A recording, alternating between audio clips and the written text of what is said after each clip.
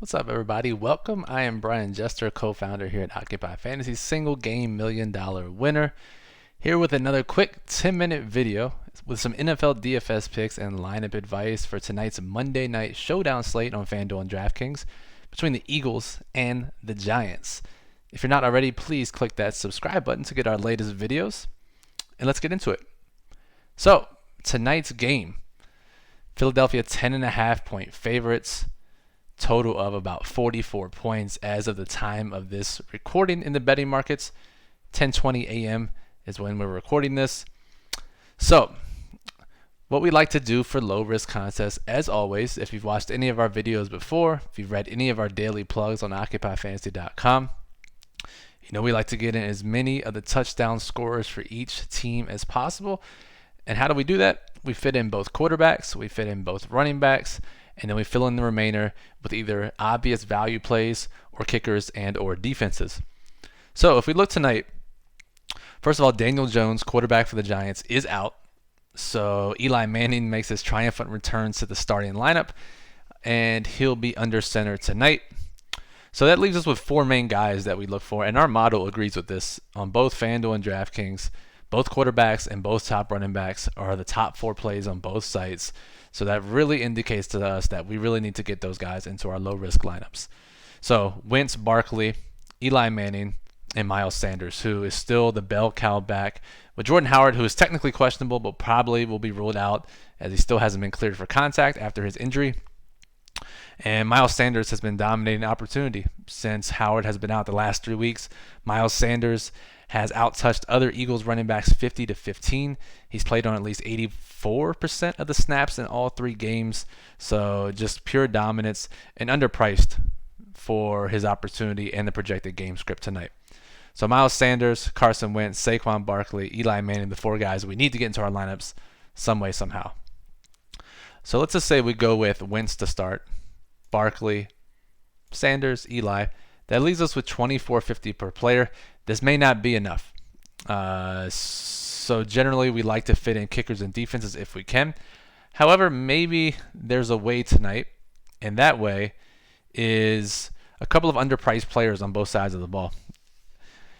Evan Ingram and Rhett Ellison, tight ends for the Giants, both are out tonight. That leaves Caden Smith, who actually has 14 targets in the last two games, at just $2,200 on DraftKings. You see, 8 targets last game, 6 the week before, and having a pretty significant role in this offense.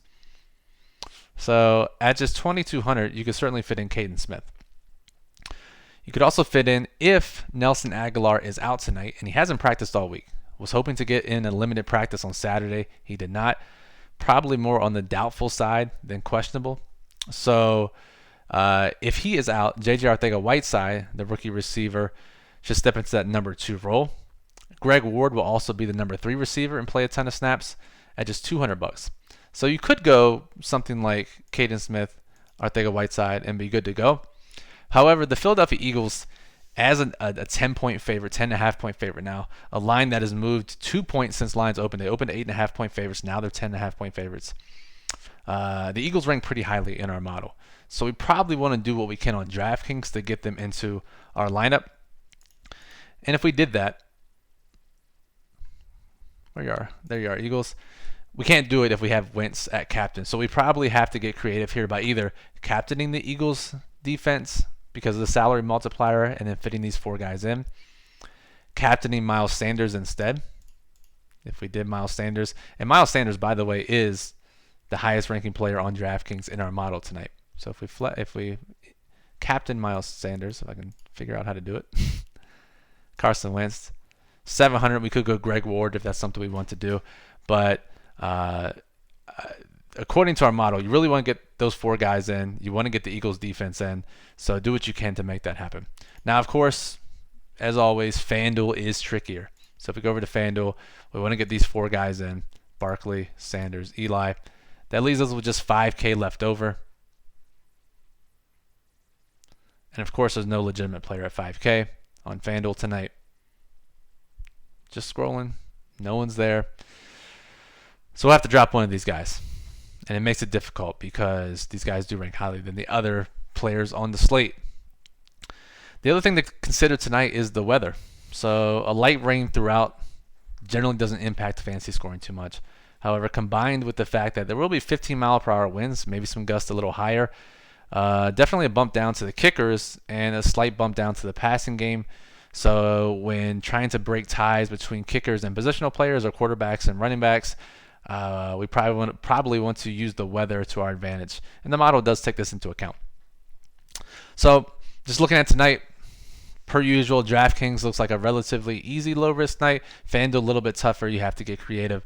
And probably only want to play if you can find contests with inexperienced players in head-to-heads, small field leagues, double-ups, whatever it may be.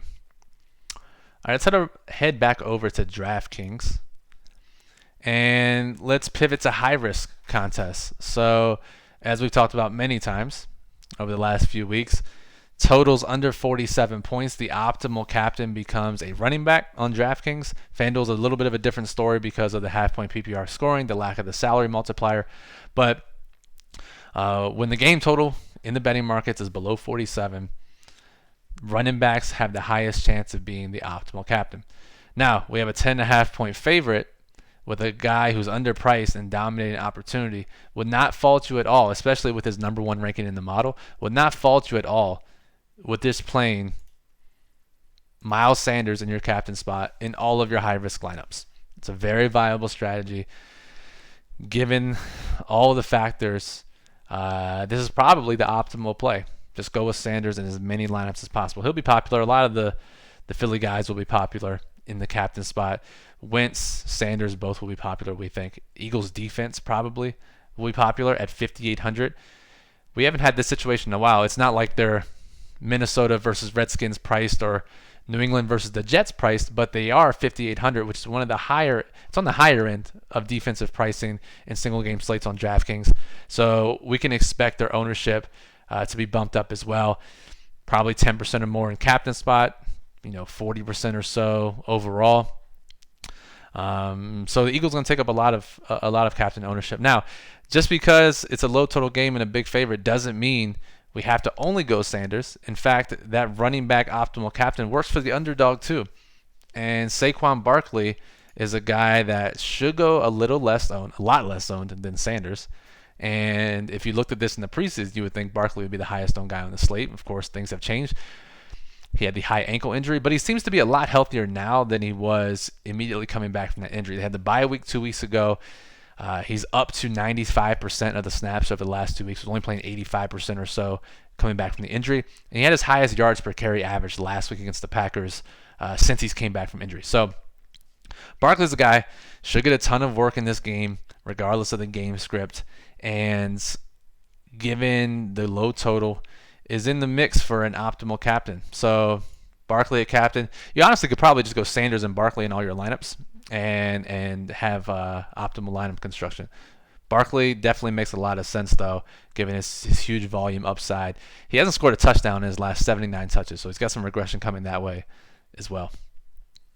Now, in FanDuel, obviously the same thing applies with both Sanders and Barkley, and especially with the weather. Generally, quarterbacks get up to 40-50% owned in the MVP spot as a favorite.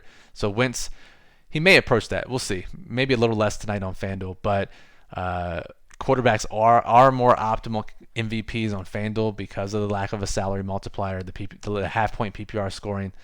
So if you do decide to go Wentz or even Eli Manning in your captain spot, your MVP spot on FanDuel, you'll have to leave a lot more salary left over than you normally would in order to have a chance at a unique lineup. In fact, on FanDuel, we'd probably just stick to those core four as your MVPs in high-risk contests. All right, that'll do it for today's video. Remember, if you're not already, definitely subscribe. Just click that subscribe button below. That way you get notified whenever our latest videos come out. If you like what we did here, give us a thumbs up. We'd appreciate it. And if you have questions about tonight's slate or comments, leave them below. We'll happily answer them before the slate starts tonight. We're going to have one more live video this week. Probably will be released Wednesday night since Moose and I will be headed to Puerto Rico for the FanDuel World Fantasy Football Championship on Thursday. So Wednesday night we'll have Thursday Showdown slate content out for you, both here and on OccupyFantasy.com. After you watch this video, go to occupyfantasy.com, check out our Occupy model, which ranks every player for tonight's slate. And then the daily plug, the Monday edition, will be up probably by 2 p.m. Eastern, which details every player on the slate, and it talks about specific strategy for low risk and high risk contests, as well as which contests to target and how much of your bankroll to use, with all that information provided for tonight's slate. So, Brian Jester for Occupy Fantasy. We appreciate you listening, and good luck tonight.